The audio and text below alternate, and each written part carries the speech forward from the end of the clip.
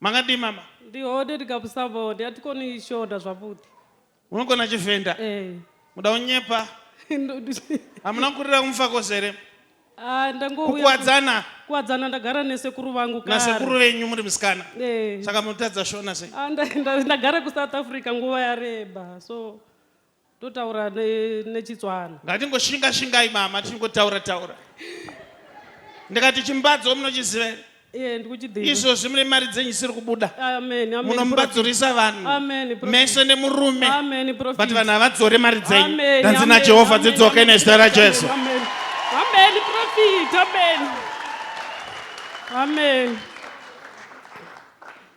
Amen, prophet. Nditonga ningodzula navo rine Pitori ninge. Chinzwai zvandava kutaura nemi. Amen. Ndikuda kuti Mwari akusimudzei pazvinhu zvenyu zvese. Amen, prophet. Nokuti zvinhu hazvimiri zvakanaka. Hazvina kumira zvakanaka. Mukatarisa vana venyu hapana chiri kubuda imi. Vana venyu vari kufoira kuchikoro. Amen, prophet. Asi ndimi muri kukonzeresa kuti vafoire. Nei, prophet. Yabuda Shona.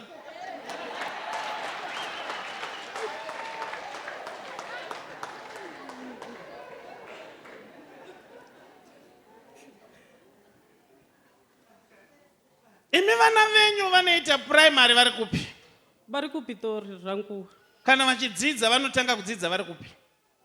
Kune mumwe akatanga kudzidza kuBeitbridge. kuBeitbridge. Ndobva mazomutransfer. Akaenda ndokufoirisa kwamunoita vana. Amen, prophet. Amen. Chechipiri chandoda kuti nditaure nemi. Imi mune vavengi vakawanda. Amen. Kubva kumusha kwamunogara. Amen. Ndambofunga amufunga tifodya but isi fodya. What's Remington? Ndimwananga watoma first born yangu. Remington, Remi.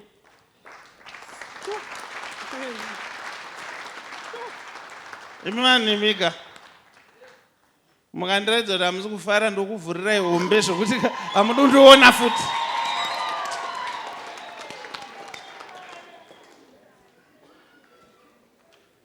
Ndipe ruoko mama. Zvikwereti zvenyu ngazvibhadharwe nezita raJesu. Mari dzenyu dzibude. Zvakanaka.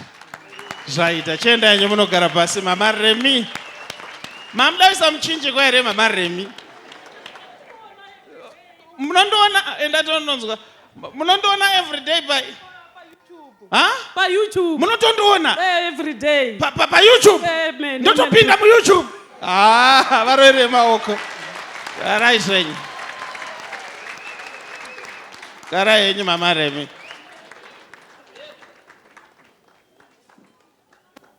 Vanga overflow. Munoti munosemudzwa kana muri overflow. Simukai John mother. Yo. Endai munomira pamberi.